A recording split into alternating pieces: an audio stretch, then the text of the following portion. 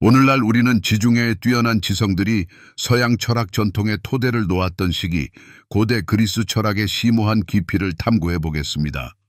고대 아테네의 심장부에 서서 시민들이 정치, 철학, 그리고 존재의 본질에 대한 활발한 토론을 위해 모였던 활기찬 공공생활의 중심지인 아고라를 거니는 모습을 상상해 보십시오. 상인, 숙련된 장인, 그리고 호기심 많은 학자들로 가득 찬 번화한 거리에 고대 아테네의 모습이 그려집니다. 올리브 오일과 갓 구운 빵의 향기를 실어 나르는 부드러운 바람과 함께 따뜻한 햇살을 느껴보시기를 권합니다. 여기에서 우리는 고대의 가장 영향력 있는 지성인들을 만나 그들의 아이디어가 오늘날에도 우리 주변 세계에 대한 우리의 이해를 형성하는 기회를 얻게 됩니다. 아직 저희 채널을 구독하지 않으셨다면 구독해 주십시오. 앞으로 더 많은 흥미로운 영상이 여러분을 기다리고 있습니다. 그럼 계속해서 이야기를 이어가겠습니다. 이야기는 기원전 624년경에 살았던 철학자 탈레스에서 시작됩니다. 탈레스가 에게해의 바위투성이 해안선을 따라 걷는 모습을 상상해 보십시오. 파도가 끊임없이 해안에 부딪히고 있습니다. 그는 물이 모든 생명체의 필수 요소 역할을 하고 액체에서 증기, 얼음으로 부드럽게 상태를 변화시키고 어디에나 존재하는 것처럼 보이는 것을 주의 깊게 관찰합니다. 탈레스에게 물은 모든 것의 근본인 기본 물질이 됩니다. 다음으로 그가 바닷가에 앉아 깊은 생각에 잠겨 자신의 혁명적인 아이디어를 선언하는 모습을 상상해 보십시오. 모든 것은 물로 구성되어 있다는 것입니다. 이 순간은 신화적 설명에서 중요한 전환점을 나타내며 미래의 과학적 탐구와 사색의 길을 열었습니다. 이야기는 탈레스의 제자였던 아낙시만드로 이어집니다. 그는 기원전 610년경에 살았습니다. 늙은 올리브 나무 그늘 아래에서 왁스판에 복잡한 도표를 그리며 깊이 생각에 잠긴 사람 주위에 호기심 많은 학생들이 모여 있는 모습이 그려집니다. 이 사람은 당대 가장 혁신적인 사상가 중 한 명으로 인정받는 아낙시만드로입니다. 아낙시만드로스는 자연세계와 그것이 제시하는 수많은 수수께끼에 깊이 매료되었습니다. 우주의 근본 물질이 물이라고 믿었던 스승 탈레스와는 달리 아낙시만드로스는 보다 추상적이고 혁명적인 개념을 제시했습니다. 그는 모든 존재의 근원인 무한하고 무한한 원리인 아페이론의 존재를 제안했습니다. 그는 물, 공기, 흙, 불과 같은 알려진 요소의 한계를 자세히 설명하는 것으로 시작합니다. 그의 견해에 따르면 이러한 각 요소는 시작과 끝을 가지고 있습니다. 그것들은 유한하고 끊임없이 변화하며 궁극적으로 파괴됩니다. 그러나 아낙시만드로스에 따르면 아페이론은 근본적으로 다릅니다. 그것은 영원하고 파괴되지 않는 물질이며 우주에 있는 모든 것이 생겨나는 무한한 근원이며 모든 것이 궁극적으로 돌아가는 것입니다. 아페이론은 보고 만질 수 있는 것이 아니라 인간의 경험과 이해를 초월하여 물리적 세계를 초월하여 존재하는 개념입니다. 아낙시만드로스의 아페이론 아이디어는 우주에 대한 전통적인 이해에 도전합니다. 그는 더 나아가 아페이론이 뜨겁고 차가움, 습하고 건조함과 같은 반대되는 것들을 낳고 이들은 차례로 우리 주변 세계에서 관찰되는 다양한 현상을 만들어낸다고 설명합니다. 아낙시만드로스가 뜨거운 물과 찬물을 섞는 것과 같은 간단한 시연을 사용하여 아페이론이 어떻게 이러한 근본적인 반대되는 것들과 그것들의 복잡한 상호작용을 만들어내는지 설명하는 모습을 상상해 보십시오. 아페이론은 또한 운동과 변화의 근원이기도 합니다. 아낙시만드로스는 그것이 끊임없이 새로운 세계를 생성하는 동시에 낡은 세계는 다시 녹아드는 끊임없는 흐름 상태에 있다고 주장합니다. 그가 밤하늘을 수놓은 별들을 가리키며 천체조차도 탄생, 성장, 쇠퇴, 부활의 영원한 순환의 일부라고 설명하는 모습을 상상해 보십시오. 끊임없이 변화하는 우주에 대한 이 아이디어는 정적이고 변하지 않는 우주라는 개념을 거부하는 혁신적인 것이었습니다. 아낙시만드로스의 아페이론 개념은 또한 우주의 도덕적 차원을 도입합니다. 그는 요소들이 서로에게 저지른 잘못에 대해 대가를 치르는 우주적 정의의 존재를 가정합니다. 예를 들어 불이 나무를 태우면 결국 불을 끄는 물에게 자리를 내주어야 합니다. 이러한 힘의 균형은 우주의 조화를 유지하며 아페이론은 이러한 우주적 정의의 최고 중재자 역할을 합니다. 그의 생각은 단순한 추상적 사색이 아니라 주변 세계에 깊이 뿌리내려 청취자들이 우주를 새로운 시각으로 볼 수 있도록 영감을 줍니다. 아낙시만드로스의 가르침을 통해 청취자들은 무한하면서도 역동적이고 깊이 상호 연결된 세계를 접하게 됩니다. 그의 아페이론 개념은 미래의 철학적 탐구를 위한 토대를 마련하고 존재의 본질과 우주를 지배하는 근본 원리를 계속 탐구할 후대 사상가들에게 심오한 영향을 미칩니다. 아낙시만드로스의 마당을 떠나면서 각자는 경이로움과 우주에 담긴 무한한 신비에 대한 더 깊은 이해를 가지고 떠납니다. 고대 그리스를 따라가는 여정에서 아낙시만드로스의 제자였던 밀레토스의 아낙시메네스가 눈에 띕니다. 그는 기원전 580년경에 살았습니다. 활기찬 태양이 하늘에서 빛나고 공기가 허브와 이국적인 향신료의 향기로 가득 찬 밀레토스의 번화한 거리를 걷는 모습을 상상해 보십시오. 도시 외곽의 조용한 잔디밭에서 소수의 제자들이 광활한 하늘을 바라보며 깊은 생각에 잠긴 철학자 주위에 모입니다. 이 철학자는 아낙시메네스이며 우주의 본질에 대한 그의 심오한 통찰력은 세상에 대한 우리의 이해를 영원히 바꿀 것입니다. 아낙시메네스는 그의 선배들처럼 모든 것을 구성하는 기본 물질을 밝히려고 노력했습니다. 그러나 탈레스는 이 물질을 물이라고 믿었고 아낙시만드로스는 추상적인 아페이론을 제안한 반면 아낙시메네스는 시선을 위로 돌려 어디에나 존재하는 공기에서 답을 찾았습니다. 아낙시메네스가 부드러운 잔디밭에 누워 하늘을 천천히 가로지르는 구름을 바라보고 얼굴에 스치는 부드러운 바람을 느끼는 모습을 상상해 보십시오. 바로 이러한 순간에 그는 자신의 혁명적인 이론을 공식화하기 시작합니다. 풍부하고 어디에나 존재하는 물질인 공기가 나머지 모든 것이 생겨나는 첫 번째 요소라는 것입니다. 아낙시메네스의 이론은 우아함과 실용성이 특징입니다. 그는 공기가 생명의 필수적이며 사람과 수많은 동물의 생명력 역할을 한다는 점에 주목합니다. 그는 또한 공기가 뜨겁거나 차갑고 습하거나 건조해지는 등 다양한 형태로 나타날 수 있다는 점에 주목합니다.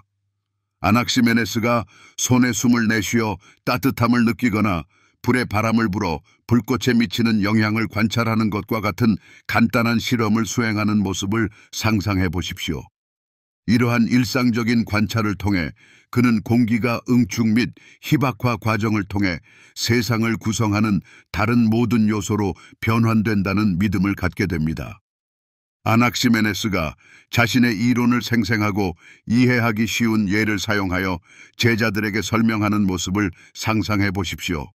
그는 공기가 응축되어 바람이 되고 더 응축되면 물로 변한다고 설명합니다. 물이 계속 응축되면 땅이 되고 그 다음에는 돌이 됩니다. 반대로 공기가 희박해지면 불이 되어 변환 주기가 완료됩니다. 아낙시메네스가 지팡이로 땅에 그림을 그리며 이러한 변환을 설명하고 청중을 자신의 아이디어의 단순성과 논리로 사로잡는 모습을 상상해 보십시오. 아낙시메네스는 공기가 물리적 물질의 물질일 뿐만 아니라 생명의 호흡, 즉 영혼 자체라고 믿습니다. 그는 공기가 인간의 몸을 지탱하는 것처럼 그것이 우주 자체를 지탱한다고 주장합니다. 이 아이디어는 그의 철학에 미시세계인 개인과 것이 세계인 광대한 우주 사이의 상호 연결성에 대한 느낌을 부여합니다. 그가 제자들 앞에 서서 팔을 뻗어 위쪽의 광대한 하늘과 아래쪽의 땅을 감싸며 공기를 통해 모든 것의 통일성을 전달하는 모습을 상상해 보십시오. 어느 날 저녁 반짝이는 별들로 장식된 하늘 아래에서 아낙시메네스는 천체의 본질에 대해 더 깊이 파고듭니다. 그는 별, 태양, 달이 희박한 공기로 구성되어 있으며 그 공기가 점화되어 지구에 빛과 열을 제공한다고 가정합니다. 그는 하늘이 지구와 분리된 것이 아니라 모든 것을 관통하는 공기에 의해 추진되는 변환의 단일한 연속적인 과정의 일부라고 설명합니다. 이 아이디어는 우주를 고정되고 변하지 않는 영역으로 보는 전통적인 관점에 도전하고 대신 역동적이고 살아있는 시스템으로 제시합니다. 아낙시메네스의 가르침은 그의 제자들이 세상을 완전히 새로운 방식으로 보도록 영감을 줍니다. 기본 물질로서의 공기에 대한 그의 개념은 복잡한 자연의 망에 통일성과 단순성을 부여합니다. 그것은 그들이 주변 세계를 관찰하고 그들이 숨쉬는 공기를 느끼고 모든 형태의 물질 사이에 깊은 연결을 인식하도록 장려합니다. 아낙시메네스의 모임을 떠나면서 각자는 당연하게 여겨지는 공기에 대한 새로운 이해를 가지고 떠납니다. 그의 눈을 통해 우리는 공기가 보이지 않고 무형의 물질일 뿐만 아니라 우주 자체를 형성하고 유지하는 생명력임을 알게 됩니다. 아낙시메네스의 유산은 우리의 자연 세계에 대한 이해 속에 살아있으며 신중한 관찰과 깊은 사색을 통해 발견할 수 있는 심오한 진실을 상기시켜줍니다. 그런 다음 고대 그리스 철학 여행은 기원전 570년경에 사모스 섬으로 여러분을 안내하고 그곳에서 청취자들은 신비와 전설에 쌓인 인물인 피타고라스를 만납니다. 파도가 해안을 부드럽게 쓰다듬는 진정시키는 소리가 들리는 조용한 해안 마을에 도착하는 모습을 상상해 보십시오. 이 마을은 지식을 수집하기 위해 이집트와 바빌론을 여행하고 이제 철학, 수학, 신비주의의 독특한 혼합을 전파하는 현재에 대한 소문으로 떠들썩합니다. 이 사람은 피타고라스이며 그의 아이디어는 수세기 동안 울려 퍼질 것입니다. 피타고라스는 단순한 철학자가 아니라 피타고라스 학파로 알려진 결속력 있는 공동체의 카리스마 넘치는 지도자였습니다. 소박한 옷을 입은 헌신적인 추종자들이 소박하지만 고요한 성소에 모여 향이 타는 냄새와 명상적인 찬송가의 조용한 울림으로 가득 찬 공기를 상상해 보세요. 피타고라스 학파는 순수, 자기훈련, 지식에 대한 끊임없는 추구를 강조하는 삶의 방식을 헌신했습니다. 그들은 채식 위주의 식단, 공동체 생활 방식, 우주에 존재하는 조화에 대한 깊은 존중을 포함하는 엄격한 규칙을 준수했습니다. 피타고라스 철학의 핵심은 수가 만물의 근본적인 본질이라는 확고한 믿음입니다. 피타고라스가 손에 분필을 들고 칠판 앞에 서서 수와 그 복잡한 관계가 우주의 구조 자체를 뒷받침하는 방법을 시연하는 모습을 상상해 보세요. 그는 제자들에게 자연, 음악, 하늘에서 관찰되는 조화로운 비율을 설명하는 수의 관계 개념을 소개합니다. 그가 음계의 간격이 단순한 수의 비율에 해당하여 세상에 숨겨진 질서와 타고난 아름다움을 드러내는 것을 보여줄 때 그의 추종자들의 얼굴에 나타나는 놀라움을 상상해 보세요. 피타고라스와 그의 헌신적인 추종자들은 또한 수의 신비로운 속성을 탐구합니다. 그들은 수를 심오한 영적 의미를 지닌 상징으로 간주합니다. 예를 들어 숫자 1은 통일과 모든 것의 시작을 나타내고 숫자 2는 이원성과 균형의 필요성을 상징합니다. 숫자 3은 조화와 반대되는 것들의 종합을 나타내는 완전한 것으로 여겨집니다. 피타고라스 학파의 의식에서 추종자들이 삼각형 재단 주위에 모여 숫자 3의 의미와 삼각형 형태로의 구현을 묵상하는 모습을 상상해 보세요. 피타고라스의 가장 유명한 공언 중 하나는 직각 삼각형에서 비변의 제곱은 다른 두 변의 제곱의 합과 같다는 피타고라스 정리입니다. 피타고라스가 모래판을 사용하여 정확한 기하학적 모양을 그리고 이 수학적 원리가 삼각형뿐만 아니라 우주의 구조 자체에도 적용될 수 있음을 보여주면서 제자들에게 이 정리를 시연하는 모습을 상상해 보세요. 수학 외에도 피타고라스와 그의 추종자들은 영혼의 본성과 윤회의 순환을 통한 여정에 깊은 관심을 보입니다. 그들은 영혼이 불멸하며 정화와 궁극적으로 신과의 합의를 추구하면서 일련의 환생을 거친다고 믿습니다. 피타고라스가 타오르는 모닥불 주위에 헌신적인 제자들과 함께 앉아 과거의 삶에 대한 이야기와 각 환생에서 얻은 귀중한 교훈을 공유하는 모습을 상상해 보세요. 윤회에 대한 이러한 확고한 믿음은 피타고라스 학파가 덕이 있는 삶을 살도록 장려하여 윤회의 순환에서 벗어나 영적 깨달음을 얻으려고 노력합니다.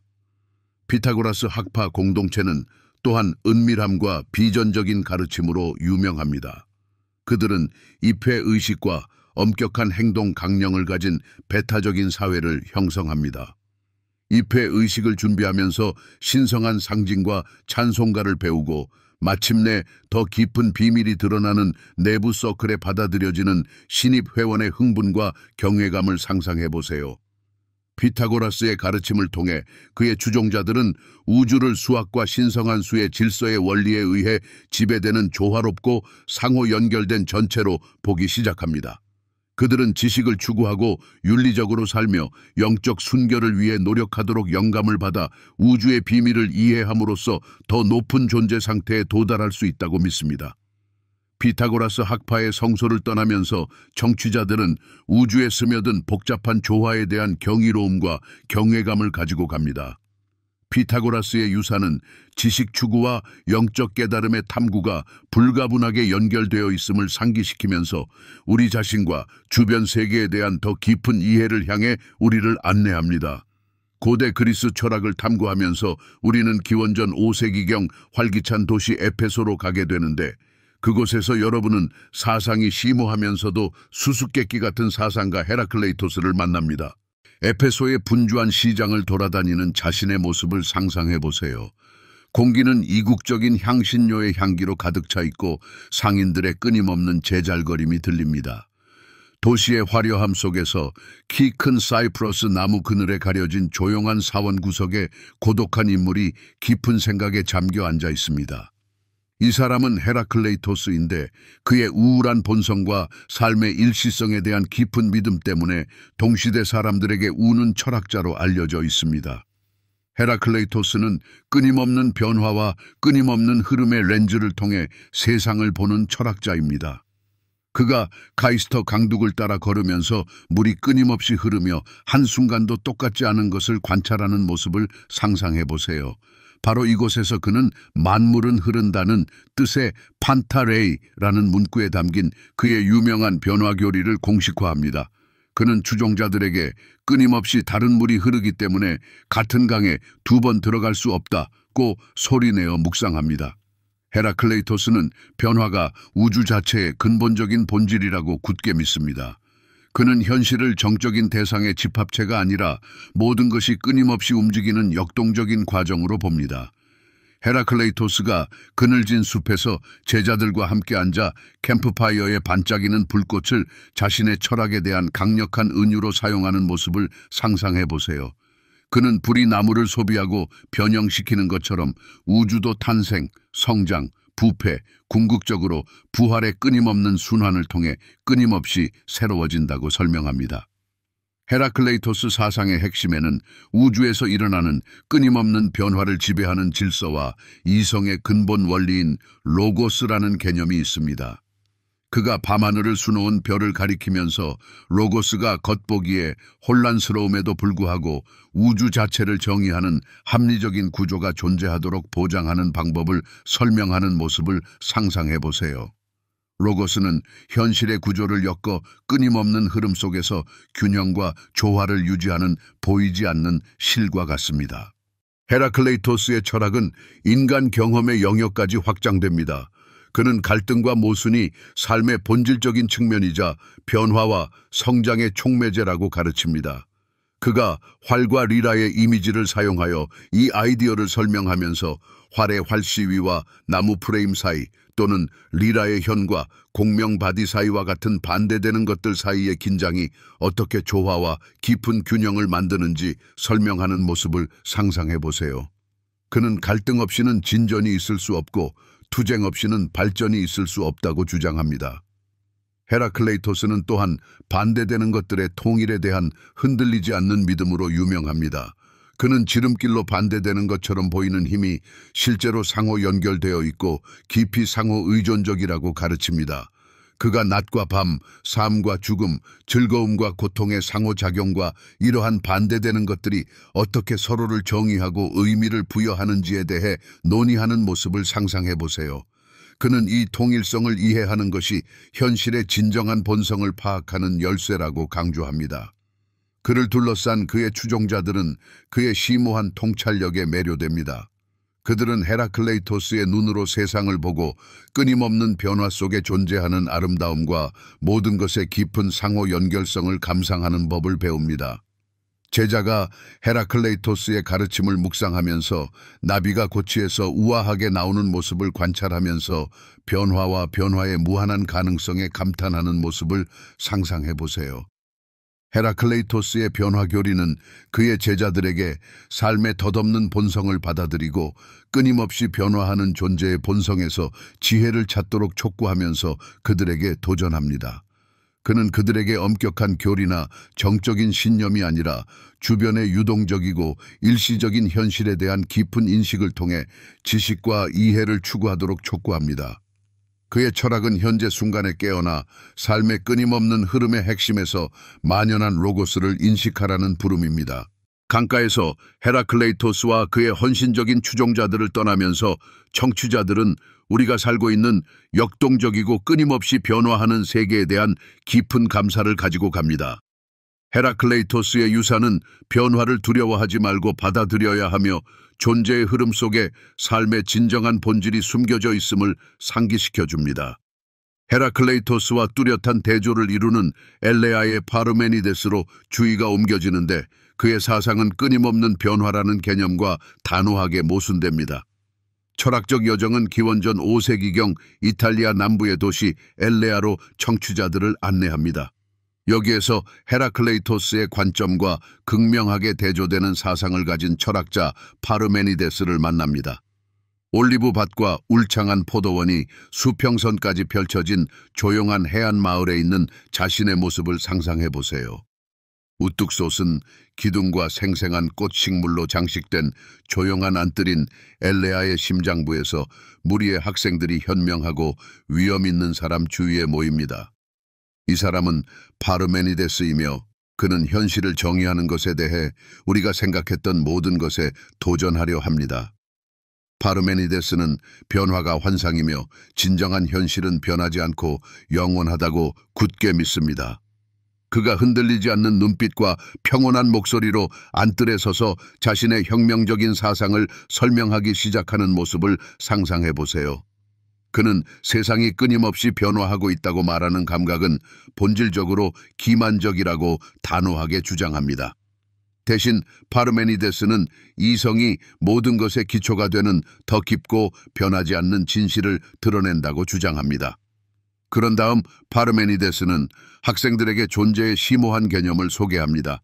그는 진정한 존재는 끊임없이 연속적이고 나눌 수 없으며 영원하다고 설명합니다.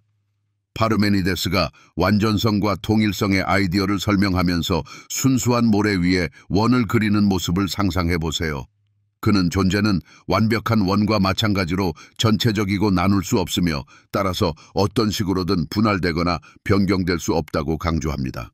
그가 단호하게 주장하는 이 변하지 않는 현실은 유일한 진정한 존재입니다.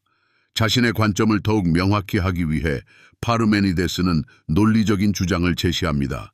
그는 제자들에게 무우 또는 무우의 본질에 대해 숙고해보라고 제안합니다. 파르메니데스가 단순하지만 심오한 질문, 즉 무에서 무엇인가가 생겨날 수 있는가라는 질문을 던질 때 깊이 생각에 잠긴 학생들의 모습을 상상해 보십시오. 그는 무에서는 그 어떤 것도 만들어낼 수 없기 때문에 불가능하다고 주장합니다. 따라서 변화가 무에서 유로 또는 유에서 무로의 전환을 포함한다면 이는 궁극적으로 불가능해야 합니다. 존재는 존재하며 존재하지 않을 수 없습니다. 무는 존재하지 않으며 존재할 수도 없습니다. 파르메니데스의 논리는 그로 하여금 변화가 일어나고 다양성이 존재하는 겉모습의 세계는 사실상 환상에 지나지 않는다는 결론에 이르게 합니다. 그가 엘레아의 시끌벅적한 시장을 제자들과 함께 걸으며 다양한 종류의 모습, 소리, 행동을 가리키는 모습을 상상해 보십시오.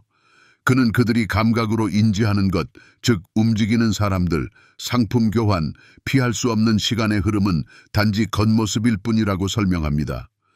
진정한 현실의 본질은 하나이고 변하지 않으며 영원한 존재라고 그는 주장합니다. 파르메니데스의 가장 유명한 작품 중 하나는 그가 진리의 영역으로 떠나는 신비로운 여정을 이야기하는 시입니다. 그의 시에서 구절을 낭송하며 진실의 길, 알레테이아와 의견의 길, 독사 사이의 차이점을 밝혀준 여신의 안내를 받는 이야기에 매료된 학생들에게 말하는 파르메니데스를 상상해 보십시오. 여신은 진실의 길은 영원하고 변치 않는 존재에 대한 깨달음으로 이어지는 이성의 길인 반면 의견의 길은 끊임없이 변화와 다양성의 환상으로 우리를 속이는 감각의 길이라고 가르칩니다. 파르메니데스의 가르침은 그의 학생들과 후대 철학자들에게 심오한 영향을 미칩니다. 그들은 감각적 경험의 신뢰성에 의문을 제기하고 합리적인 탐구를 통해 지식을 추구하는 것을 배웁니다. 파르메니데스의 혁명적인 아이디어에 영감을 받은 한 학생이 바닷가에 앉아 현실의 심오한 본질에 대해 숙고하며 겉모습의 장막 너머를 보아 모든 존재의 근원인 영원한 진리를 파악하려고 노력하는 모습을 상상해 보십시오. 파르메니데스의 철학은 또한 후대의 형이상학적 논쟁과 숙고를 위한 토대를 마련합니다. 존재는 변치 않고 나눌 수 없다는 그의 주장은 전 세계의 철학자들에게 도전을 던져 감각적 경험과 합리적 사고 사이의 모순처럼 보이는 것을 조화시키도록 강요합니다.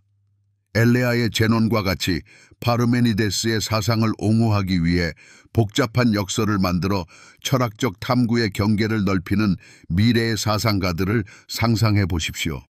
엘레아의 평화로운 뜰에서 파르메니데스와 그의 헌신적인 추종자들을 떠나면서 우리는 깊은 경외감과 흔들리지 않는 호기심을 가지고 갑니다. 파르메니데스의 유산은 끊임없이 변화하는 세상의 표면 아래에는 이성의 막강한 힘으로 발견할 수 있는 더 깊고 영원한 현실이 숨겨져 있음을 상기시켜주면서 계속해서 영향을 미치고 있습니다. 고대 그리스 철학 여행은 이제 기원전 450년경의 그림 같은 시칠리아 섬으로 이어져 아크라가스의 엠페도클레스를 만나게 됩니다. 따뜻한 바람에 실려오는 야생 풀과 꽃의 매혹적인 향기를 맡으며 지중해의 푸른 물을 내려다보는 바위 절벽에 서 있는 자신을 상상해 보십시오. 바로 이곳 시칠리아의 자연미 속에서 철학자이자 시인이자 신비주의자인 엠페도클레스는 자신의 사원소설을 개발합니다. 카리스마 넘치고 다재다능한 인물인 엠페도클레스는 우주에 있는 모든 물질이 흙, 물, 공기, 불의 4가지 기본 요소로 구성되어 있다고 믿습니다. 엠페도클레스가 넓은 야외 원형 극장에서 모인 청중에게 유려한 옷을 입고 연설하는 모습을 상상해 보십시오. 그는 흔들리지 않는 확신과 자신의 이론에 대한 열정적인 믿음으로 이러한 근본적인 요소에 대한 이야기를 시작합니다. 그는 이 요소들이 존재하는 모든 것의 기본 구성 요소라고 설명합니다. 한 줌의 흙을 들어 손가락 사이로 자유롭게 흐르게 한 다음 바다의 파도, 맑고 푸른 하늘, 타오르는 태양을 가리키는 모습을 상상해 보십시오. 각 요소는 고유한 속성과 특징을 가지고 있습니다. 그는 청중에게 말합니다. 흙은 단단하고 안정적이며 물은 흐르고 생명에 필수적이며 공기는 가볍고 필요하며 불은 변화를 일으키고 에너지가 넘칩니다. 엠페도클레스의 이론은 단순히 이러한 요소를 정의하는 것 이상으로 확장됩니다. 그는 이 요소들에 작용하는 사랑, 필리악과 불화, 네이코스라는 2개의 반대되지만 똑같이 강력한 힘의 개념을 도입합니다. 엠페도클레스가 땅의 원을 그리고 그것을 4개의 개별 섹터로 나누어 각 섹터가 4가지 요소 중 하나를 정확하게 나타내는 모습을 상상해 보십시오. 그런 다음 그는 자신의 손을 사용하여 인력과 단결의 힘인 사랑이 요소를 함께 가져와 복잡한 구조를 형성하는 반면 분리와 불일치의 힘인 불화는 그것들을 찢어놓는 방식을 보여줍니다. 엠페도클레스의 세계에서 이러한 힘은 끊임없이 흐르는 상태에 있어 역동적이고 끊임없이 변화하는 우주를 만듭니다. 요소가 사랑과 불화의 영원한 리듬에 따라 조화 또는 갈등 속에서 움직이는 파트너 역할을 하는 매혹적인 우주춤의 이미지를 사용하는 모습을 상상해 보십시오. 그는 높은 산이 형성되고 강이 흐르고 무성한 식물이 자라고 수많은 동물이 사는 방식에 대한 생생한 묘사로 청중을 사로잡습니다. 이 모든 것은 이러한 근본적인 힘의 복잡한 상호작용 덕분입니다. 엠페도클레스의 철학은 인간 경험의 영역으로도 확장됩니다. 그는 각 사람의 몸과 영혼은 네 가지 요소로 구성되어 있으며 건강과 전반적인 웰빙은 그 요소들의 미묘한 균형을 유지하는 데 달려 있다고 가르칩니다. 자연의 리듬에 맞춰 식단, 규칙적인 운동, 사려 깊은 명상을 통해 자기 내면의 조화를 이루는 방법을 헌신적인 추종자들에게 지도하는 모습을 상상해 보십시오. 그는 요소와 그 복잡한 상호작용을 이해하면 우주와의 더 깊은 일체감과 더 충만한 삶으로 이어질 수 있다고 강조합니다. 엠페도클레스의 아이디어는 단순한 이론적 숙고에만 국한되지 않습니다. 그는 또한 신비주의적, 종교적 관행으로 널리 알려져 있습니다. 신성한 숲에서 복잡한 의식을 수행하고 요소를 소환하고 그것들을 지배하는 신성한 힘을 불러일으키는 모습을 상상해 보십시오. 그는 아픈 사람을 치유하고 변덕스러운 날씨에 영향을 미치는 능력과 같은 마법 능력을 가지고 있다고 주장하며 이러한 특별한 능력을 요소에 대한 그의 깊은 지식에 기인합니다. 엠페도클레스의 가장 유명한 작품 중 하나는 그의 우주론과 사원소의 심오한 원리를 설명하는 시 자연에 대하여입니다. 사랑과 불화의 복잡한 상호작용에 의해 주도되는 탄생, 죽음, 그리고 궁극적으로 부활의 영원한 순환을 묘사하면서 사로잡힌 청중 앞에서 자신의 시에서 구절을 낭송하는 모습을 상상해 보십시오. 그의 시적인 언어와 생생한 은유는 추상적인 개념에 생명을 불어넣어 청중을 경이로움과 진정한 감탄의 상태로 만듭니다. 햇볕이 내리쬐는 시칠리아 해안에서 엠페도클레스와 그의 추종자들을 떠나면서 우리는 세상을 형성하는 근본적인 힘에 대한 깊은 이해를 가지고 갑니다. 엠페도클레스의 유산은 우리의 일상적인 경험의 표면 아래에는 네 가지 요소의 영원한 춤에 의해 움직이는 깊고 복잡한 연결망이 숨겨져 있음을 상기시켜 줍니다. 엠페도클레스의 죽음에 대한 이야기는 그의 격동적인 삶만큼이나 매혹적입니다.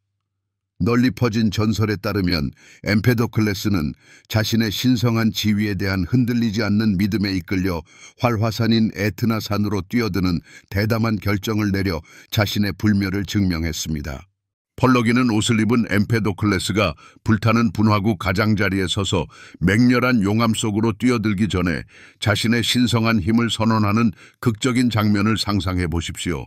이 대담한 행동은 그의 우월성을 입증하는 궁극적인 증거가 되었어야 했지만 대신 그의 운명을 미스터리와 전설에 불타는 소용돌이 속에 새겨 넣었습니다.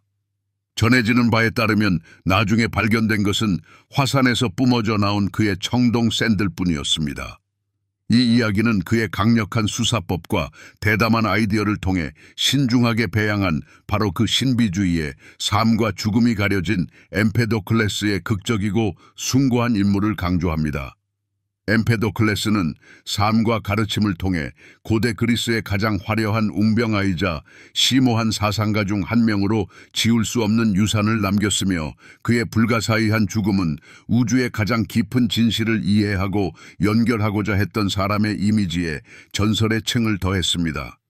이오니아 해안으로 이동하여 우주적 지성인 노우스라는 혁명적인 개념을 도입하여 우주에 대한 우리의 이해를 영원히 바꾼 철학자 클라조메네의 아낙사고라스를 만나게 됩니다. 기원전 450년경의 활기찬 도시 아테네에 그의 고향인 소아시아에서 아낙사고라스가 도착하는 모습을 상상해 보십시오. 아테네는 현실의 복잡한 본성과 존재 자체의 신비를 논의하기 위해 철학자, 시인, 정치가들이 모이는 지적 열정이 끓어오르는 도시입니다. 아낙사고라스는 그의 심오한 통찰력과 획기적인 아이디어로 유명하여 이러한 활기찬 서클에서 빠르게 눈에 띄는 인물이 됩니다.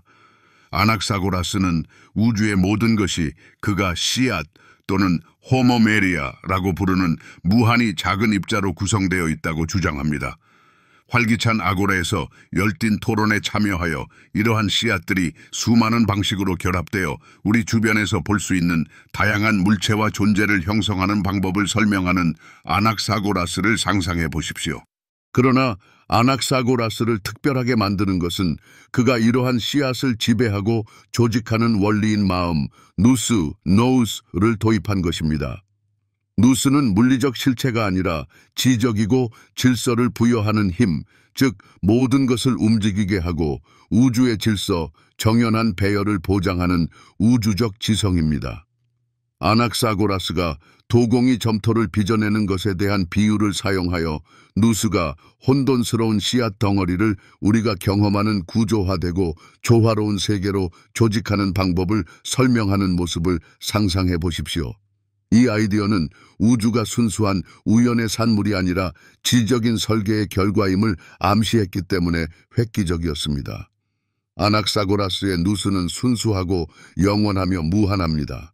그것은 우주에 대한 완전한 지식과 통제력을 가진 모든 것 중에서 가장 미묘하고 강력합니다.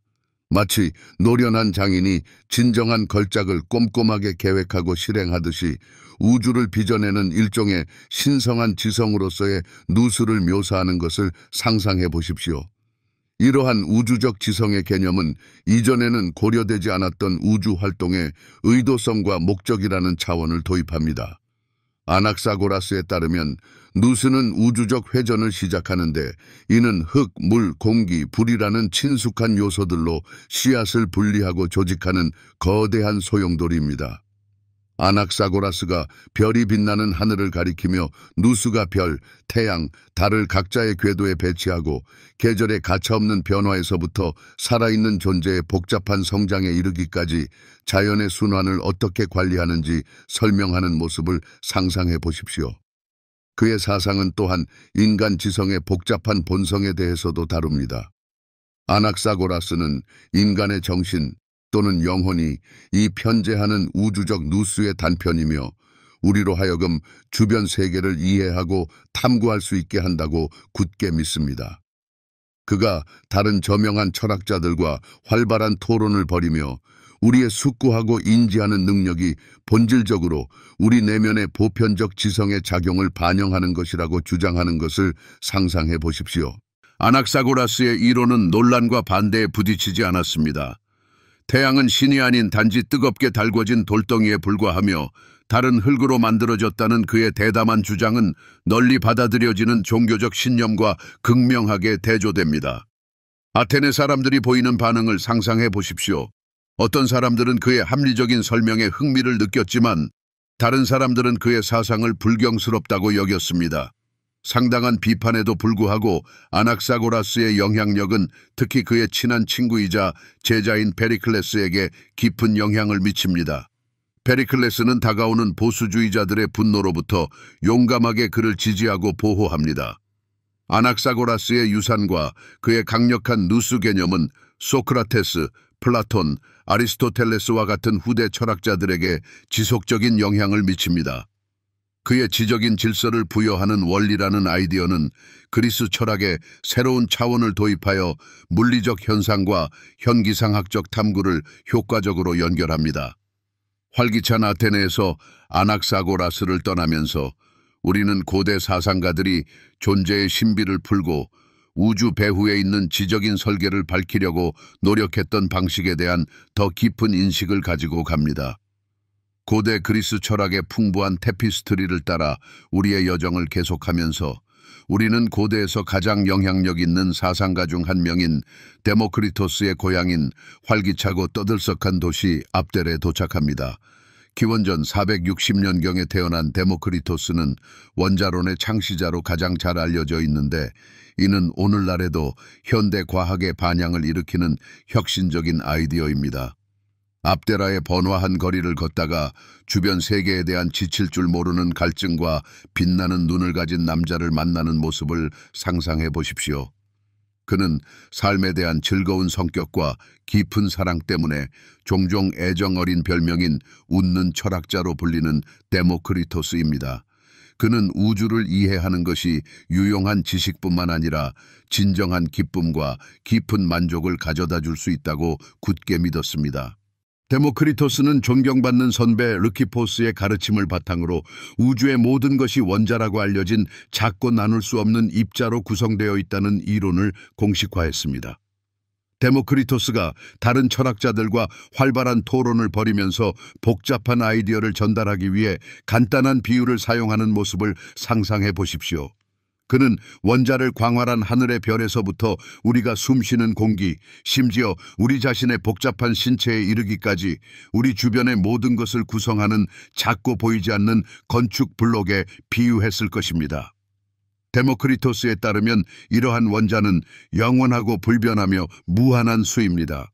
그들은 무한한 공간인 공허를 통해 끊임없이 움직이며 무수히 많은 방식으로 결합하고 재그룹화되어 우리가 너무나 쉽게 인지하는 모든 다양한 물체와 물질을 형성합니다.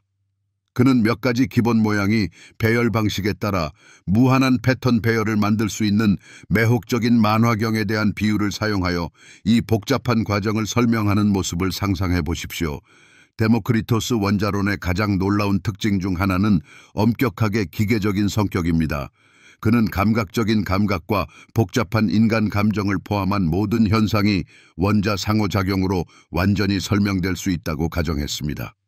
단맛의 감각은 매끄럽고 둥근 원자에 의해 유발되고 쓴맛은 날카롭고 톱니 모양의 원자에 의해 유발된다고 동료들에게 열정적으로 설명하는 데모크리토스를 상상해 보십시오.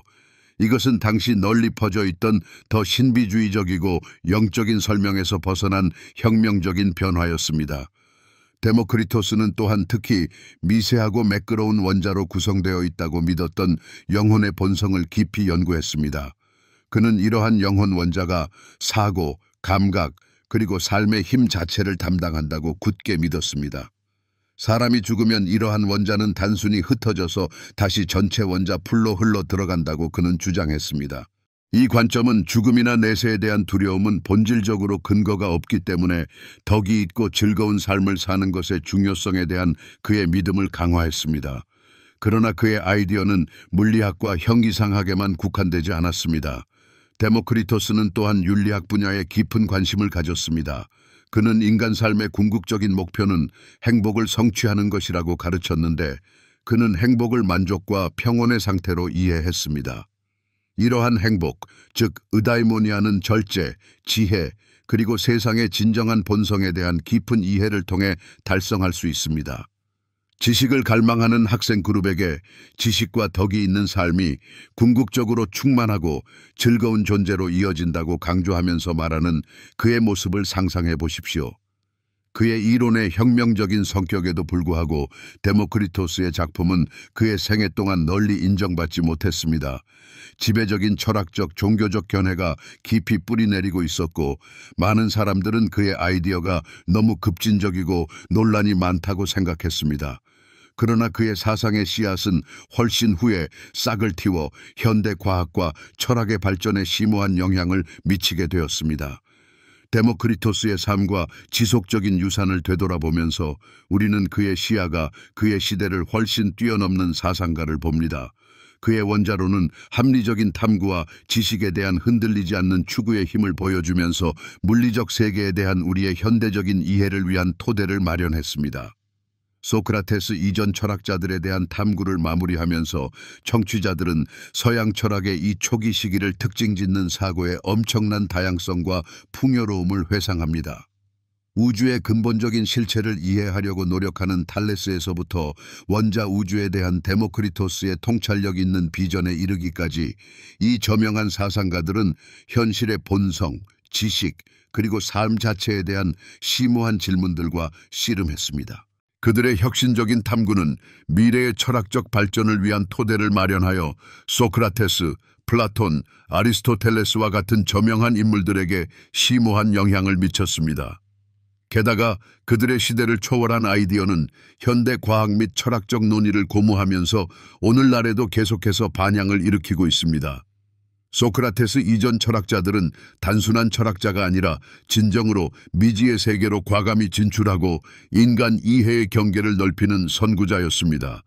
고대 아테네의 번화한 거리를 걷고 있다고 상상해 보십시오. 그곳에서는 상인들의 외침, 뛰어노는 아이들의 전염성 있는 웃음, 끊임없는 대화 소리가 공기 중에 울려 퍼집니다. 아테네 공공생활의 중심지인 아고라는 활발한 에너지로 붐비고 있습니다.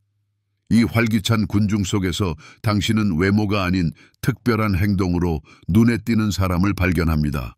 그는 다부진 체격, 표현력이 풍부한 대머리, 그리고 당신을 꿰뚫어 보는 듯한 통찰력 있는 눈을 가진 노인입니다. 그는 모든 시대에서 가장 영향력 있는 철학자 중 한 명인 소크라테스이며 그가 가장 잘하는 일, 즉 심오한 질문을 던지는 데 몰두하고 있습니다. 소크라테스는 아테네의 문화적, 정치적 힘이 절정에 달했던 기원전 470년경에 태어났습니다. 그의 아버지는 존경받는 석공이었고 어머니는 존경받는 산파였습니다. 그의 아버지로부터 소크라테스는 근면함의 가치와 장인 정신의 중요성에 대한 깊은 인식을 물려받았을 것입니다. 그의 어머니로부터 그는 다른 사람들이 새로운 아이디어를 탄생시키고 그녀가 새로운 삶의 탄생을 돕는 것처럼 소중한 진실을 발견하도록 돕는 기술을 배웠을 것입니다. 미천한 출신에도 불구하고 소크라테스는 철학 세계에 지울 수 없는 흔적을 남기도록 운명지어졌습니다. 활기찬 아고라에서 아테네 사람들과 활발하게 교류하는 소크라테스의 모습을 상상해 보십시오. 당시의 전문 교사인 소피스트와는 달리 소크라테스는 자신의 교훈적인 수업에 대해 돈을 받는 것을 완강히 거부합니다. 대신 그는 일종의 지적 조산사로서 다른 사람들이 자신의 아이디어를 탄생시키도록 돕도록 부름받았다고 생각합니다. 그의 방법은 단순하지만 매우 효과적입니다. 그는 심오한 질문을 던집니다. 이제 널리 소크라테스식 방법으로 알려진 이 방법은 응답자가 자신의 신념과 가정을 더 명확하게 이해하도록 안내하는 일련의 신중하게 만들어진 질문을 포함합니다. 이 어려운 과정을 통해 소크라테스는 모순을 능숙하게 식별하고 더 깊은 진실을 밝힙니다. 아고라에서 흔히 볼 수 있는 장면을 상상해 보십시오. 저명한 정치가가 충성스러운 팬그룹에 둘러싸여 자랑스럽게 서 있습니다. 소크라테스가 다가와 질문을 시작합니다. 처음에는 정치가가 자신감을 내뿜지만 소크라테스의 질문이 점점 더 날카로워짐에 따라 그의 확신은 약해지기 시작합니다. 소크라테스는 정의란 무엇인가? 와 같은 간단한 질문을 던질 수 있습니다. 정치가가 표준적이고 널리 받아들여지는 답변을 제공하지만 소크라테스는 날카로운 질문을 계속 던지고 근본적인 가정을 질문하고 정치가가 실제로 처음에 생각했던 만큼 그 개념을 잘 이해하지 못한다는 것을 점차적으로 확립합니다. 이 방법은 당황스럽고 심지어 굴욕적일 수 있지만 깊은 깨달음을 줄 수도 있습니다. 소크라테스의 질문은 그에게 등에라는 별명을 안겨주었습니다. 마치 쇠파리가 말에게 달라붙어 행동을 촉구하듯 소크라테스는 아테네 시민들이 현실에 안주하는 태도를 벗어나 그들의 삶과 근본적인 가치에 대해 더 깊이 성찰하도록 자극했습니다. 그는 이러한 비판적인 자기 성찰이 더 깊고 충만한 삶을 영위하는 데 필수적이라고 진심으로 믿었습니다. 반성하지 않는 삶은 살 가치가 없다라고 그는 단언하며 진정한 행복과 미덕은 끊임없는 자기 분석과 정신적 성장에서 비롯된다는 확고한 믿음을 강조했습니다.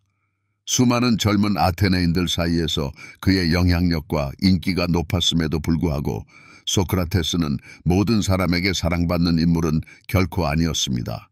그의 심오한 질문은 종종 도시의 유력 인사들에게 당혹감과 분노를 불러일으켰습니다. 그들은 그를 전통적인 가치와 확립된 사회 질서에 대한 심각한 위협으로 여겼습니다.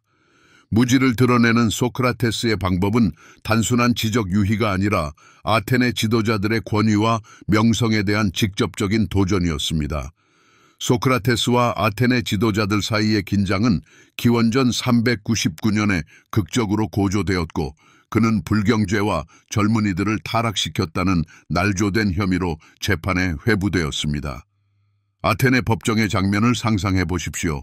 소크라테스는 501명의 시민으로 구성된 배심원단 앞에서 굳건히 서 있습니다. 아테네 사회의 보수적인 요소를 대표하는 그의 고발자들은 소크라테스가 신에 대한 믿음을 약화시키고 급진적인 사상으로 젊은 세대를 오도하는 위험한 존재라고 주장합니다. 재판 내내 소크라테스는 흔들림 없이 자신의 신념을 굽히지 않습니다. 그는 이 힘든 시련을 자비를 구하는 데 사용하는 대신 자신의 심오한 철학을 더욱 자세히 설명하는 데 활용합니다. 소크라테스가 배심원단을 향해 차분하고 논리적으로 자신의 행동을 옹호하는 모습을 상상해 보십시오. 그는 자신의 철학적 탐구가 본질적으로 도시를 섬기는 행위이며 도덕적, 지적 개선을 장려하기 위한 신성한 사명이라고 설명합니다. 그는 젊은이들을 타락시키는 것이 아니라 비판적으로 생각하고 진리를 추구하도록 영감을 준다고 단호하게 주장합니다. 소크라테스의 변론은 웅변적이고 설득력이 있지만 배심원단의 대다수를 설득하지 못합니다. 그는 유죄 판결을 받고 독이 든 햄록잔을 마시는 사형을 선고받습니다. 마지막 순간까지 소크라테스는 자신의 핵심 원칙에 충실합니다. 어두운 감옥에서 소크라테스의 친구들과 제자들이 슬픔에 잠겨 모여 그에게 탈출하여 임박한 죽음을 피하라고 간청하는 장면을 상상해 보십시오. 소크라테스는 탈출이 자신의 깊이 뿌리박힌 원칙을 위반하고 자신이 항상 존중해온 아테네의 법을 훼손할 것이라고 믿으며 단호하게 거부합니다.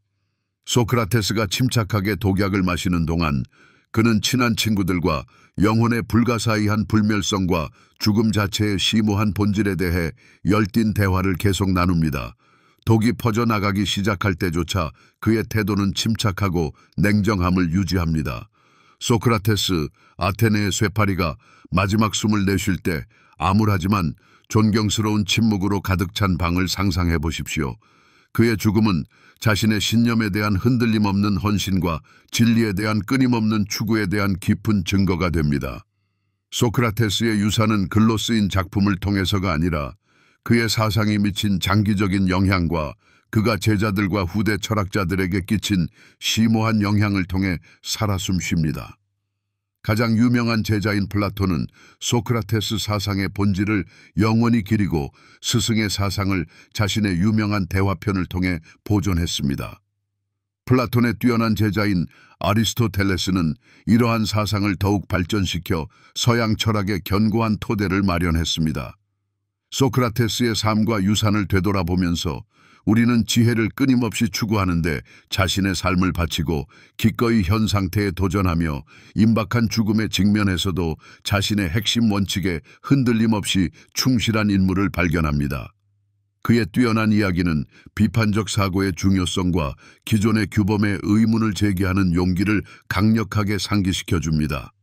소크라테스의 삶에 대한 탐구를 마무리하면서 우리는 철학에 대한 그의 심오한 공헌과 그의 영원한 유산에 대해 깊은 경의를 표하게 됩니다. 그의 삶과 교훈적인 가르침은 현대 사상가들에게 계속해서 영감을 주고 도전을 던지며 각자 자신의 삶에서 쇠파리의 역할을 받아들이고 심오한 질문을 던지고 성찰하며 자신과 주변의 복잡한 세계에 대한 더 깊은 이해를 추구하도록 초대합니다. 이제 소크라테스의 교훈적인 삶의 여정을 따라갔으니 그의 철학과 영원한 유산의 토대를 이루는 주요 가르침을 더 깊이 파고들어 보겠습니다. 소크라테스가 통찰력 있는 대화를 시작하는 동안 다시 한번 주의 깊게 듣는 사람들 무리 속에서 활기찬 아고레에 앉아 있다고 상상해 보십시오. 철학에 대한 그의 접근 방식은 매우 상호작용적이고 변증법적이었으며 이 방법은 시간이 지나면서 소크라테스식 문답법으로 알려지게 되었습니다. 이 방법은 단순한 교육 기술이 아니라 세상과 자신에 대한 복잡성을 이해하는 데 대한 심오한 접근 방식이었습니다. 소크라테스는 지혜가 경이로움과 자신의 무지에 대한 인정에서 시작된다고 굳게 믿었습니다. 그의 방법은 비판적 사고를 자극하고 근본적인 아이디어를 명확히 하기 위한 일련의 날카로운 질문을 제기하는 것으로 구성되었습니다. 소크라테스가 젊은 아테네인과 정의의 불가사의한 본성에 대해 대화하는 모습을 상상해 보십시오. 그는 겉보기에 단순한 질문인 정의란 무엇인가로 시작했을 것입니다. 질문을 받은 사람은 대답을 제시할 수 있지만 소크라테스가 심오한 복잡성과 원래 답변의 근본적인 모순을 드러내는 신중하게 고안된 후속 질문을 던진다는 것을 발견할 뿐입니다. 답변보다 더 많은 질문을 제기하는 경우가 많은 이 복잡한 프로세스는 깊은 자기 성찰과 철저한 자기 분석을 장려했습니다. 소크라테스는 이 강력한 방법을 능숙하게 사용하여 근본적인 가정을 문제 삼고 뿌리 깊은 신념을 밝혀냈습니다. 그는 건설적인 대화를 통해 사람들이 미덕, 정의, 행복한 삶과 같은 기본적인 개념에 대해 더 명확하고 진실된 이해에 도달할 수 있다고 진심으로 믿었습니다. 그의 목표는 즉각적인 답변을 제공하는 것이 아니라 다른 사람들이 자신의 무지와 지식에 피할 수 없는 한계를 깨닫도록 돕는 것이었습니다. 그는 이러한 근본적인 깨달음이 진정한 지혜를 향한 여정에서 첫 번째 필수적인 단계라고 믿었습니다. 소크라테스의 교훈적인 가르침의 핵심에는 미덕과 행복한 삶을 추구하는 것이 최우선 목표라는 생각이 놓여 있었습니다.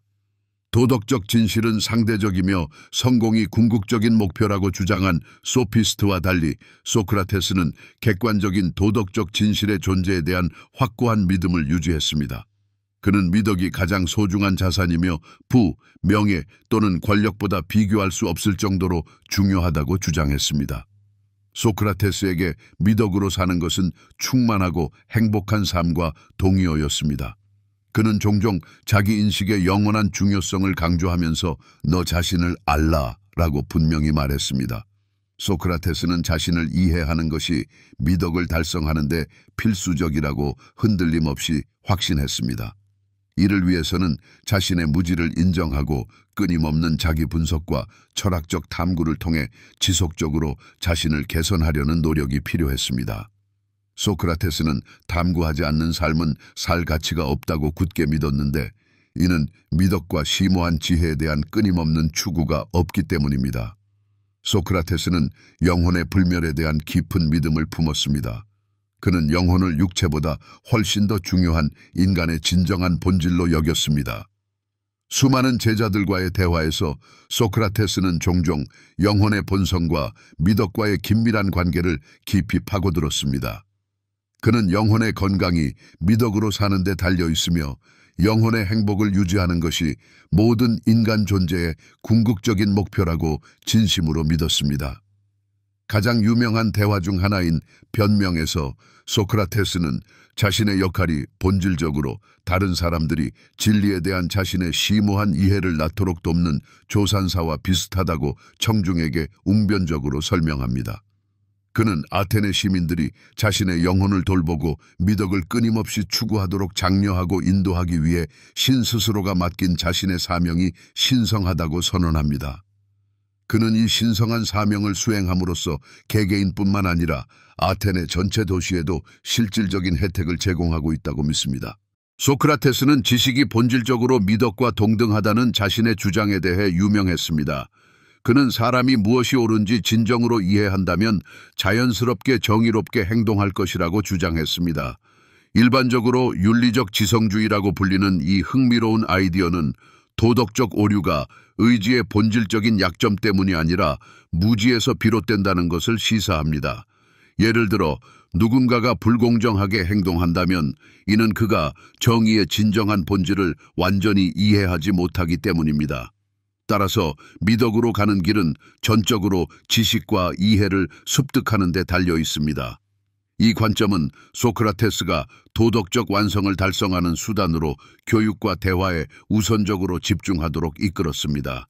다른 사람들을 활발한 철학적 토론에 참여시킴으로써 그는 그들이 진정으로 미덕 있는 삶을 영위하는 데 필요한 지식을 얻도록 돕고자 했습니다. 그는 각 개인이 도덕적 성장을 위한 타고난 능력을 가지고 있으며 철학자의 역할은 그들을 이 변혁적인 여정으로 능숙하게 인도하는 것이라고 깊이 믿었습니다. 소크라테스는 자신의 심오한 철학적 견해를 반영하는 몇 가지 역설적인 진술로 유명합니다. 이러한 역설적인 진술 중에서 가장 유명한 것 중 하나는 그의 유명한 선언인 나는 내가 아무것도 모른다는 것을 안다입니다. 이 진술은 소크라테스가 자신의 무지를 인정하는 것이 매우 중요하다고 믿는 것을 웅변적으로 반영합니다. 그는 우리 자신의 한계를 인식하는 것이 진정한 지식을 얻는데 첫 번째 필요한 단계라고 주장했습니다. 이 역설은 소크라테스 철학의 핵심을 구성하는 겸손과 지적 개방성을 강조합니다. 또 다른 중요한 역설은 그 누구도 자발적으로 악을 행하지 않는다는 그의 주장이었습니다. 소크라테스는 악이 악의가 아닌 무지에서 비롯된다고 확신했습니다. 사람들이 자신의 행동이 초래하는 해악을 진정으로 이해한다면 그러한 행동을 결코 저지르지 않을 것이라는 견해입니다. 이러한 관점은 비윤리적 행위를 예방하는 데 있어 교육과 도덕적 계몽의 변함없는 중요성을 다시 한번 강조합니다. 소크라테스의 아이러니는 그의 유명한 방법론의 핵심 요소입니다. 소크라테스는 종종 자신이 알지 못한다고 가장하거나 다른 사람들로부터 지식을 구한다고 주장하면서 실제로는 능숙하게 대화를 이끌어 그들 자신의 혼란스러운 오해를 드러냈습니다. 거만한 소피스트와 대화를 나누며 진정으로 지혜를 구하는 듯한 질문을 던지지만 결국에는 그들의 뒤틀린 주장을 폭로하고 근본적인 무지를 드러내는 소크라테스의 모습을 상상해 보십시오. 이러한 방법은 소크라테스가 정면으로 맞서거나 상대를 소외시키지 않으면서 효과적으로 신념에 도전하고 비판적 사고를 유발할 수 있게 했습니다. 소크라테스의 가르침은 그의 제자들, 특히 플라톤과 플라톤을 통해 아리스토텔레스에게 심오하고 지울 수 없는 영향을 미쳤습니다. 플라톤의 대화편은 소크라테스 철학에 대한 우리의 주요 지식 원천으로서 그의 복잡한 방법과 심오한 사상의 본질을 능숙하게 전달합니다. 이러한 교훈적인 대화편에서 소크라테스는 종종 주인공으로 등장하여 광범위한 철학적 주제에 대한 깊이 있는 토론에 참여합니다. 플라톤은 소크라테스의 사상을 더욱 확장하여 현실, 지식, 이상적인 국가의 복잡한 본성을 탐구하는 자신만의 일관된 철학 체계를 구축했습니다. 플라톤의 뛰어난 제자인 아리스토텔레스는 이러한 개념을 발전시켜 현대 서양 철학의 상당 부분에 대한 토대를 마련했습니다. 이러한 위대한 철학자들의 영원한 저작물을 통해 소크라테스의 사상은 수많은 세대에 사려 깊은 사상가와 헌신적인 학자들에게 깊은 영향을 미치고 있습니다. 소크라테스의 유산은 지식에 대한 그의 끊임없는 추구와 진실을 향한 타협 없는 열망에 기반을 두고 있습니다. 그의 유명한 방법과 통찰력 있는 사상은 서양 철학의 흐름을 결정지었으며 비판적 사고와 윤리적 성찰에 계속 영감을 주고 있습니다. 덕에 대한 소크라테스의 확고한 헌신, 자기 인식의 중요성에 대한 그의 굳건한 믿음, 그리고 인간 이해의 한계에 대한 그의 냉철한 인정은 우리가 오늘날 살고 있는 세상에서 그 어느 때보다 시사하는 바가 큽니다. 소크라테스 철학에 대한 탐구를 마무리하면서 우리는 삶의 힘과 우리 자신의 삶을 탐구하는 것에 높은 가치를 되새깁니다. 소크라테스의 삶과 교훈적인 가르침은 우리에게 끊임없이 지혜를 추구하고 겸손함을 실천하며 우리 자신과 우리를 둘러싼 세상에 대한 더 깊은 이해를 위해 노력하라고 촉구합니다. 그의 영원한 유산은 진정한 의미와 덕으로 가득 찬 삶을 살고자 하는 모든 사람에게 등대 역할을 합니다. 고대 아테네에서 활기찬 거리, 상인, 숙련된 장인, 흥미진진한 토론에 참여하는 철학자들로 가득 찬 거리를 거닐고 있다고 상상해 보십시오. 이 수많은 사상가들 중에서 지적 엄격함과 획기적인 아이디어를 놀랍도록 결합한 인물, 플라톤이 두드러집니다. 소크라테스의 헌신적인 제자이자 아리스토텔레스의 영향력 있는 스승이었던 플라톤은 서양 사상에 심오하고 지속적인 영향을 미쳤습니다. 이 세부적인 탐구에서 우리는 종종 철인 왕으로 불리는 플라톤의 삶, 철학, 그리고 영원한 유산에 대해 심층적으로 알아볼 것입니다. 플라톤은 기원전 427년경 번성한 아테네의 귀족 가문에서 태어났습니다. 그의 본명은 아리스토클레스였지만 나중에 넓다는 의미의 플라톤이라는 별명을 얻었는데 아마도 그의 인상적인 넓은 어깨 때문이었을 것입니다. 펠로폰네소스 전쟁이라는 격동의 시대에 성장한 플라톤은 아테네를 갈기갈기 찢어놓은 정치적 불안정과 만연한 사회적 혼란을 직접 경험했습니다. 어린 시절부터 플라톤은 풍부한 문화 환경에 몰두하여 그의 높은 사회적 지위에 아테네 소년들에게는 당연한 시, 음악, 체조와 같은 과목을 포함한 광범위한 교육을 받았습니다. 그러나 그의 지적 열망은 소크라테스의 계몽적인 지도를 접했을 때 진정으로 꽃피기 시작했습니다. 소크라테스의 영향을 받아 플라톤은 철학, 특히 윤리학, 정치, 그리고 불가해한 지식의 본성에 깊은 관심을 갖게 되었습니다. 질문을 던지는 소크라테스의 접근 방식과 진실을 끊임없이 추구하는 그의 확고한 헌신은 감수성이 예민한 플라톤에게 깊은 영향을 미쳤습니다. 기원전 399년에 소크라테스가 부당하게 처형되었을 때 플라톤은 큰 충격을 받았습니다. 이 비극적인 사건은 그의 삶의 전환점이 되어 아테네를 떠나 지중해 여러 지역을 여행하게 만들었습니다. 광범위한 여행 동안 플라톤은 다양한 문화적, 철학적 관점을 흡수했는데 이는 나중에 그의 복잡한 아이디어에 상당한 영향을 미쳤습니다. 소크라테스의 부당한 재판과 때 아닌 죽음은 플라톤의 영혼에 지울 수 없는 상처를 남겼습니다. 이는 그가 존경하는 스승에 대한 웅변적인 작품을 쓰도록 영감을 주었을 뿐만 아니라 소크라테스의 부당한 처형에 책임이 있다고 굳게 믿었던 민주주의에 대한 그의 깊은 회의감을 강화했습니다. 이러한 회의감은 나중에 그의 통찰력 있는 정치 철학에 반영되었습니다.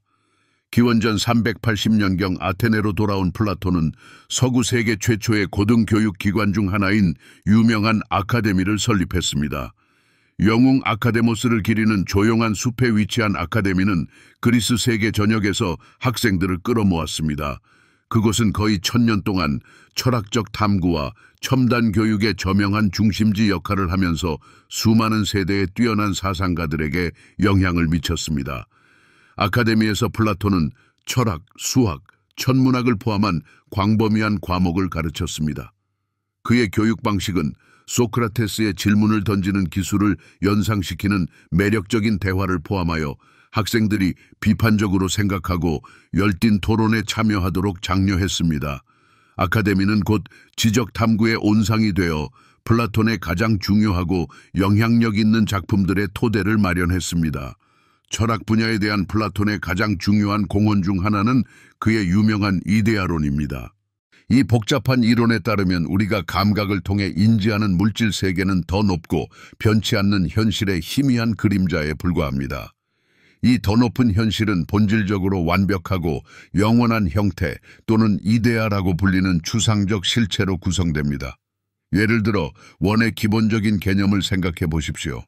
우리가 물리적 세계에서 그리는 모든 원은 필연적으로 불완전할 것입니다.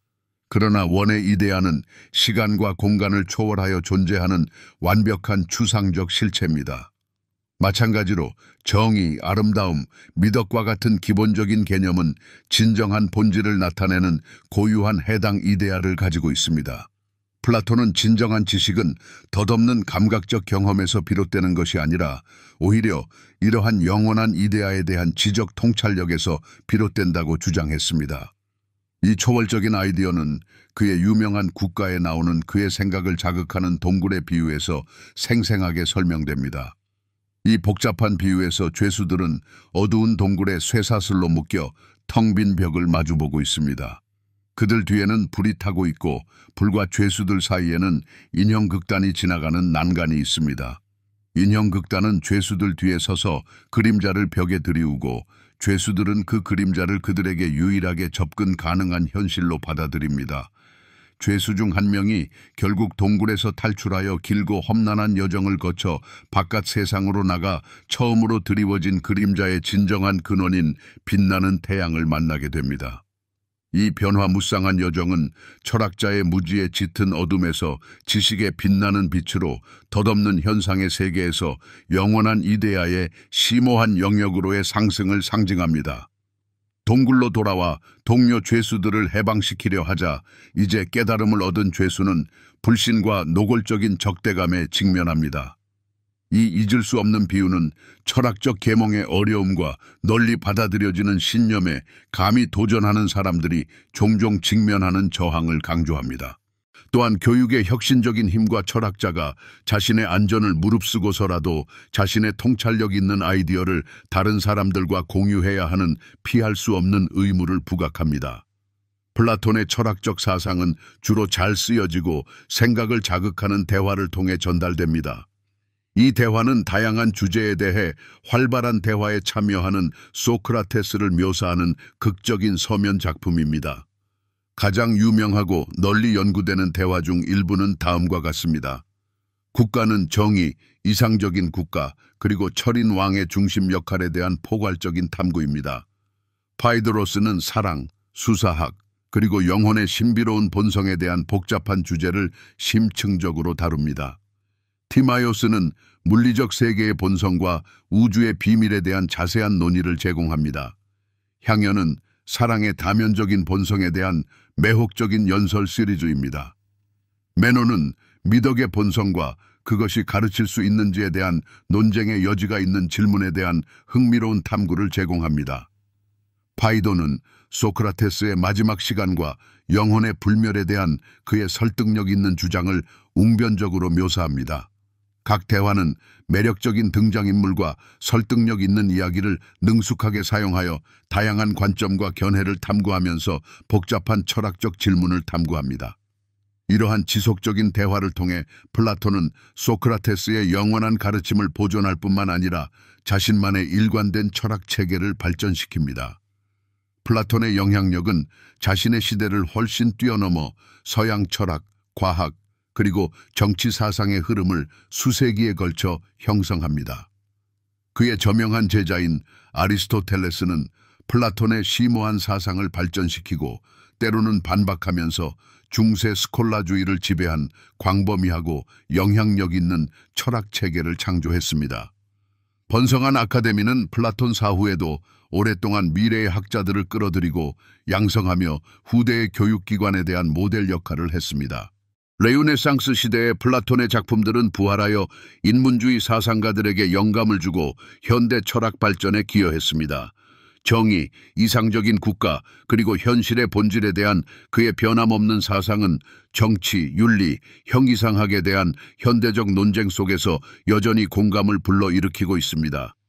플라톤의 철인왕에 대한 비전은 지혜와 덕이 인간사를 이끌고 고양할 수 있다는 지속적인 믿음을 반영하는 강력한 이상으로 남아 있습니다. 진리 추구에 대한 그의 확고한 헌신, 교육의 높은 가치, 자기 인식의 중요성은 주변 세계를 이해하고 개선하고자 하는 사람들에게 계속 영감을 주고 있습니다. 플라톤은 심오하고 의미심장한 유산을 통해 지혜와 덕으로 통치되는 정의롭고 계몽된 사회에 대한 영원한 비전을 제시합니다. 현실, 지식, 윤리의 본질에 대한 그의 깊이 있는 사상은 우리로 하여금 덧없는 세상을 넘어 더 깊은 이해를 추구하도록 격려합니다. 플라톤의 삶과 교훈을 되돌아보면서 우리는 우리의 마음을 밝히고 삶을 변화시킬 수 있는 철학의 지속적인 힘을 깨닫게 됩니다. 지적 활동과 문화적 세련미의 중심지인 활기찬 도시 아테네에 있다고 상상해 보세요. 지금은 기원전 4번째 세기이며 붐비는 거리와 활기찬 시장 속에서 아리스토텔레스라는 젊은이가 역사에 지울 수 없는 족적을 남기기 시작합니다. 작은 도시 스타길에서 태어난 아리스토텔레스는 서양 사상에서 가장 영향력 있는 인물 중 한 명이 될 것입니다. 철학, 과학, 그리고 다른 많은 분야에 대한 그의 막대한 공헌은 그에게 박식가라는 칭호를 안겨주었는데 이는 그의 전례 없는 폭넓은 지식을 입증하는 것입니다. 아리스토텔레스는 의학적 뿌리가 깊은 가정에서 태어났습니다. 그의 아버지 니코마코스는 강력한 마케도니아의 아민타스 3세 왕의 주치의였습니다. 생물학 및 의학 지식에 대한 이러한 초기 노출은 그의 후기 작품에 지속적인 영향을 미쳤을 것입니다. 그러나 아리스토텔레스의 삶은 17살 때 갑자기 바뀌었습니다. 그는 유명한 플라톤 아카데미에서 공부하기 위해 아테네로 갔습니다. 플라톤의 밝은 지도 아래 아리스토텔레스는 엄격한 학업에 몰두하면서 약 20년을 보냈습니다. 철학적 견해 차이에도 불구하고 스승과 제자 간의 관계는 깊었습니다. 플라톤은 언젠가 아리스토텔레스를 학교의 두뇌라고 현명하게 불렀는데 이는 자신의 재능 있는 제자의 뛰어난 지적 능력을 인정한 것입니다. 플라톤의 갑작스러운 죽음 이후 아리스토텔레스의 길은 그를 아테네의 익숙한 주변 지역에서 멀리 데려갔습니다. 그는 소아시아의 활기찬 도시인 아소스에서 헤르미아스의 궁정으로 갔고 그곳에서 철학적, 과학적 탐구에 몰두하면서 몇 년 동안 유익한 시간을 보냈습니다. 바로 그곳에서 그는 헤르미아스의 조카인 피티아스와 결혼하여 지역에 번성하는 지적, 정치적 삶에 더욱 깊이 통합되었습니다. 아리스토텔레스의 여행은 결국 통찰력 있는 마케도니아의 필리포스 2세 궁정으로 이어졌고 그곳에서 그는 젊은 알렉산드로스 대왕을 가르치는 중요한 임무를 맡게 되었습니다. 이 시기는 전환점이 되었는데 아리스토텔레스의 심오한 가르침이 알렉산드로스의 리더십과 통치 방식에 현저한 영향을 미쳤기 때문입니다. 스승과 제자 간의 유대감은 굳건했고 알렉산드로스의 아리스토텔레스에 대한 변함없는 존경심은 그의 삶 전체에 걸쳐 유지되었습니다. 기원전 335년에 아리스토텔레스는 아테네로 돌아와 자신의 유명한 학교인 리케이온을 설립했습니다. 엘리트주의적인 플라톤 아카데미와 달리 리케이온은 경험적 연구와 세심한 관찰에 대한 독특한 강조점을 특징으로 했습니다. 주변을 한가로이 산책하고 리케이온의 지붕 덮인 회랑에서 활발하게 아이디어를 토론하면서 아리스토텔레스와 그의 헌신적인 제자들은 주변을 산책하는 사람들이라는 뜻의 페리파테토스 학파로 알려지며 다양한 분야에서 광범위한 연구를 수행했습니다. 교육에 대한 아리스토텔레스의 접근 방식은 체계적이고 포괄적이었습니다. 그는 데이터를 꼼꼼하게 수집하고 정보를 분류하고 세심한 관찰과 엄격한 논리를 통해 자연 세계를 이해하려고 노력했습니다. 이 경험적 방법은 현대 과학적 사고를 위한 견고한 기반을 마련하여 아리스토텔레스를 많은 학문 분야에서 선구자로 자리매김했습니다. 아리스토텔레스의 철학적 기여는 광범위하고 다양하며 현기상학, 윤리학, 정치학 및 논리학을 포괄합니다. 그의 작품은 종종 플라톤을 포함한 그의 선임자들의 작품에 대한 비판적 분석으로 시작하여 존재와 지식에 대한 근본적인 질문을 다루는 광범위한 논문으로 발전했습니다. 유명한 작품인 현기상학에서 아리스토텔레스는 무언가가 존재한다는 것이 무엇을 의미하는지에 대한 심오한 질문을 탐구합니다. 그의 사상의 핵심에는 두 가지 중요한 개념, 즉 실체와 부동의 동인이 있습니다. 실체부터 시작해 보겠습니다. 웅장한 나무를 상상해 보세요. 아리스토텔레스는 나무가 독립적으로 존재하고 성장이나 잎이 손실과 같은 수많은 변화를 겪을 수 있지만 여전히 같은 나무로 남아있기 때문에 실체라고 주장할 것입니다. 아리스토텔레스에 따르면 실체는 존재하는 모든 것의 기초입니다. 그것은 무엇인가의 기초적인 기반과 같으며 외모나 상태가 변하더라도 변하지 않고 유지됩니다. 각 실체는 물질과 형태라는 두 가지 고유한 부분을 가지고 있습니다. 물질은 나무를 만드는 데 사용되는 목재와 같이 실체를 구성하는 물리적 물질입니다. 형태는 나무의 특징적인 모양과 구조와 같이 해당 물질의 특정 조직 또는 구조입니다. 물질과 형태가 함께 나무가 궁극적으로 되는 것을 구성합니다. 이제 부동의 동인 개념으로 넘어가 보겠습니다.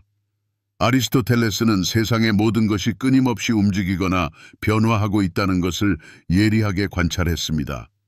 잎은 부드럽게 떨어지고 강은 끊임없이 흐르고 사람들은 끊임없이 성장하고 늙어갑니다. 그러나 그는 심오한 질문을 던졌습니다.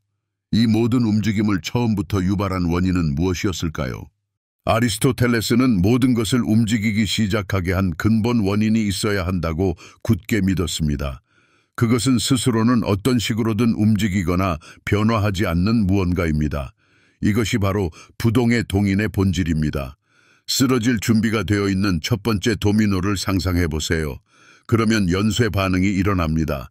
그러나 이 첫 번째 도미노는 결코 움직이거나 이동하지 않습니다. 단순히 항상 거기에 있어서 움직임의 순서를 시작할 뿐입니다. 아리스토텔레스에 따르면 부동의 동인은 순수한 현실성인데 이는 완전히 실현되었고 이미 완벽하기 때문에 어떤 변화도 겪을 수 없다는 것을 의미합니다. 그것은 영원하고 변하지 않으며 시간과 공간을 초월하여 존재합니다. 아리스토텔레스는 또한 그것을 우주의 모든 것이 추구하는 궁극적인 목적 또는 운명이라고 믿었습니다.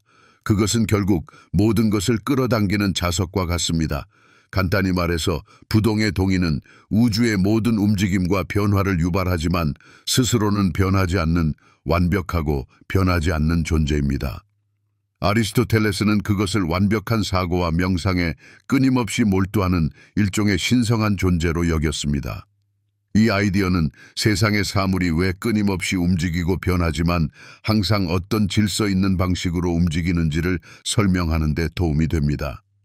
유명한 작품인 니코마코스 윤리학에서 아리스토텔레스는 좋은 삶을 살고 인간으로서 진정으로 번성하는 것이 무엇을 의미하는지에 대해 자세히 설명합니다. 여기에서 그는 종종 행복 또는 번영으로 번역되는 의다이모니아 개념을 소개합니다. 아리스토텔레스에게 의다이모니아는 우리가 인생에서 추구할 수 있는 최고의 선이며 궁극적으로 인생을 가치 있게 만드는 주요 목표입니다. 하지만 우리는 어떻게 이 파악하기 어려운 의다이모니아 상태를 달성할까요? 아리스토텔레스는 그것이 미덕을 함양함으로써 이루어진다고 주장합니다. 미덕은 우리가 연습과 합리적인 사고를 통해 개발하는 좋은 성격 습관과 같습니다. 스포츠에서 좋은 기술을 개발하거나 악기를 연주하는 법을 배우려고 한다고 상상해 보세요. 당신은 꾸준히 연습하고 당신이 하고 있는 일에 대해 비판적으로 생각해야 합니다. 마찬가지로 미덕은 현명한 결정을 꾸준히 내리고 자신의 행동에 대해 신중하게 성찰함으로써 개발됩니다. 아리스토텔레스는 또한 두 극단 사이에 적절한 균형을 찾는 것을 의미하는 황금률이라는 영향력 있는 아이디어를 소개합니다. 예를 들어 용기는 무모함과 비겁함이라는 극단 사이에 있는 미덕입니다. 만약 당신이 무모하다면 불필요하게 너무 많은 위험을 감수하는 것입니다. 만약 당신이 비겁하다면 위험을 아예 피할 것입니다. 그러나 만약 당신이 용감하다면 적절한 균형을 추구하는 것입니다. 당신은 정당한 위험을 감수하지만 조심해야 할 때도 알고 있습니다. 바로 이 교묘한 균형이 황금률입니다. 따라서 아리스토텔레스에 따르면 인간으로서 가치 있는 삶은 의다이모니아를 추구하고 미덕을 개발하고 자신의 행동에서 파악하기 어려운 균형을 찾는 것을 포함합니다. 이는 의식적인 결정을 내리고 우리가 하는 모든 일에서 너무 많음과 너무 적음 사이에 완벽한 황금 상태를 위해 노력하는 것을 의미합니다. 이것이 바로 우리가 진정으로 번성하고 만족스럽고 행복한 삶을 살 수 있는 방법입니다. 중요한 작품인 정치학에서 아리스토텔레스는 윤리 이론에서 꾸준히 발전시켜온 통찰력 있는 아이디어를 국가의 조직과 목적이라는 복잡한 문제에 능숙하게 적용합니다. 그는 의다이모니아, 즉 진정한 행복과 번영을 끊임없이 추구하는 개인과 마찬가지로 국가 자체도 시민들이 이 소중한 좋은 삶을 달성하는 데 도움을 주기 위해 존재한다고 진심으로 믿습니다. 아리스토텔레스에게 국가는 단순히 사람들이 평화롭게 공존하는 것이 아닙니다. 그것은 번성하는 공동체이며 사람들이 좋은 삶을 영위하도록 돕는 데 중요한 역할을 합니다. 바로 이러한 이유로 아리스토텔레스는 어떤 형태의 정부가 시민들에게 좋은 삶을 가장 잘 지원하는지 결정하기 위해 다양한 형태의 정부를 꼼꼼하게 연구합니다. 그는 군주제, 한 사람의 통치, 귀족정 선택된 최고의 사람들의 통치, 민주주의, 다수의 통치를 포함한 다양한